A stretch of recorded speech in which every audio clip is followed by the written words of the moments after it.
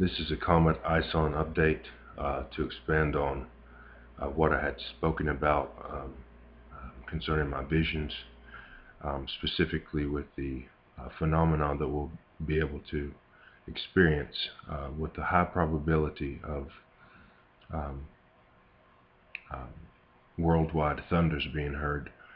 I will attempt to expand on why that will happen, why it will happen with the elements of Ison being concentrated in a micron-sized dust particle size of dust in the stratosphere and the ozone and the upper atmosphere of the Earth, and why it will affect our weather here on Earth in a very drastic way. I'll start by saying that Ison, as far as a material, is a large comet that is probably at least the size of Jupiter or bigger than that by 5 times. It is a black body comet, I believe, and so some of its materials are made up of a type of extraterrestrial element that is superconductive of radioactive energy. However, it is made up of other types of metals, space metals, that include iridium and other types of metals that are running through this vast network of veins that are as big as around as a mobile home, and places and stretch as far as as a big planet would go. I mean, throughout the body of this comet. Again, it broke apart, but it is still carrying the properties of superconductor. It also is still very large, despite having broke apart in pieces. Some of the pieces may have even come back together to a certain extent. It is still at least the size of Mercury. The pieces, some of the pieces may be bigger than that. Might even be the size of the Earth. To stick to the thunder, though, those small micron sized dust particles are supercharged radioactive, supercharged particle, because Ison as a body surfed and grazed over the sun at a close encounter with a most radioactive star, the sun. So not only that, but it was also being made radioactive by the dwarf sun, or the what some people in the scientific community call a twin star that orbits the sun every however many thousands of years. Those particles are dangerous. They are highly radioactive. They have an extraterrestrial radioactive signature, making them different than the radioactive elements on Earth. When they get into the upper atmosphere, as I had talked about in another video, these particles will spread out. The dust from this comet will also, since it is about a micron in size, it will easily be brought into solution in some of the lower atmosphere around where the cloud systems are, and it will increase the electromagnetic transference energy and signature by as much as probably thousands, if not possibly millions of times more powerful than what we see as being the terrestrial electromagnetic storm surge energy that exists in our magnet shield that is around our Earth. What this will bring is catastrophic weather. When those particles start to build up into the upper atmosphere, they will stay up there with some of the other black body dust that's already there, and there will be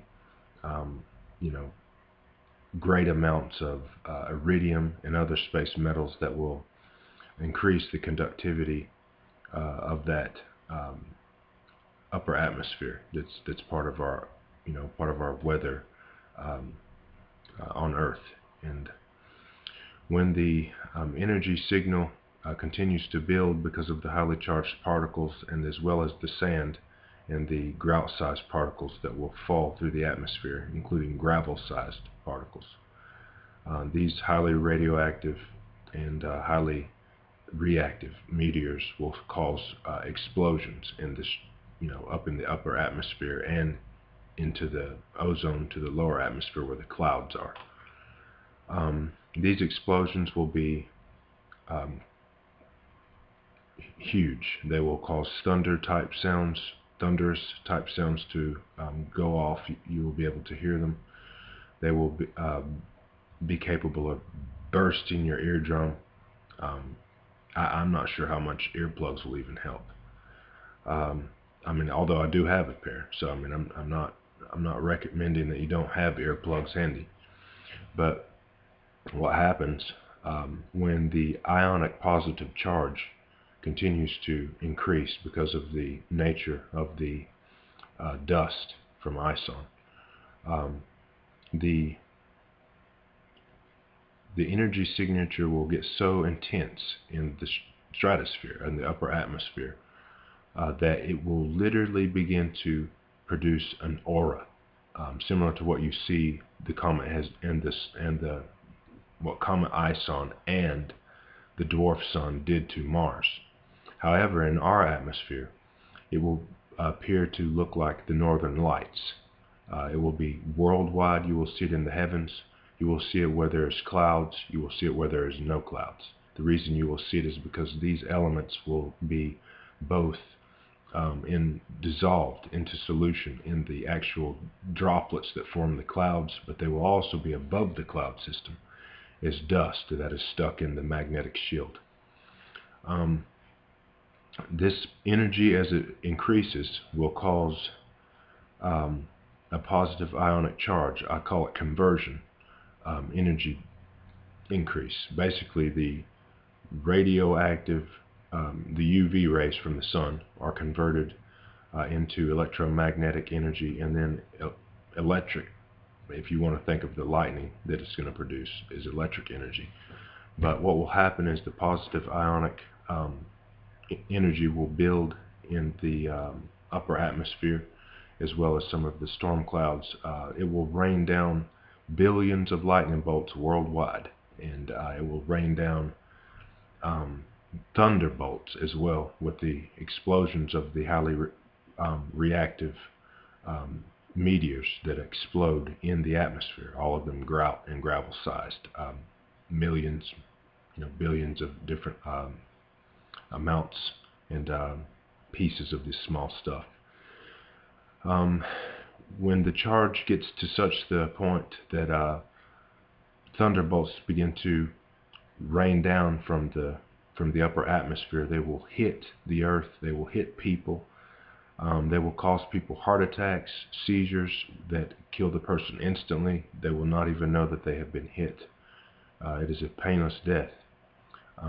I'm not sure how many people will die from the phenomena, but I do know that it will happen. The vortexes that are underneath the earth are made of selenite crystals, amethyst crystals, quartz crystals with gold veins running through them in places. There are huge deposits of azurite in North Carolina, for instance, a high frequency crystal that is germane to North Carolina. And there's also these pockets of vortexes and energy and crystals. I mean, entire miles and miles worth of networks of crystalline caves underneath our earth. These are perfect storehouses for this energy that will be coming down into it from the heavens, and it will completely come out of the upper atmosphere. It will become supercharged in these vortexes. It will travel past the vortexes deeper into the earth and supercharge the core of the earth. And at that point, when the earth reaches its critical charge, I will call that a positive ionic charge. It will not know what to do, because it is a stress and a distressing strain of of energy in the earth that has never been there like that before. And so the earth will attempt to release that energy back into the stratosphere again. And what we will have is billions of lightning bolts striking up out of the ground toward the stratosphere. And I know that may sound a little far-fetched to some of you, but just do a Google search or a YouTube search of ground lightning, and you'll see that it's not so far-fetched at all. Red lightning bolts will shoot out of volcanoes, followed by, hundreds of millions of metric tons of ash that will be going with the bolts into the atmosphere as well.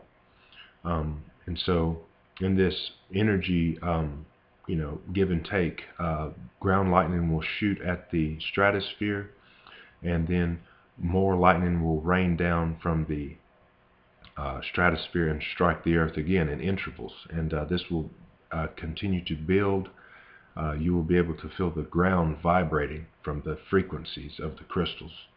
And it will be a very fear-inspiring time.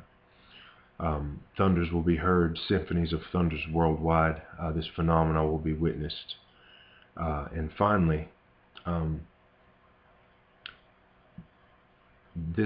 okay, actually, I'm going to stop the video here.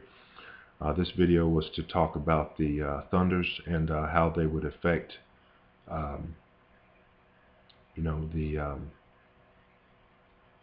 the ground, basically. I need to start this over again, and instead of starting it over, I'm going to just make you another video. I can't fit it all in here and keep it under 13 minutes. So I hope this information has served you well. I will then explain in the next video how this phenomena, the lightning and the increase in energy, will cause an earthquake, a very large earthquake.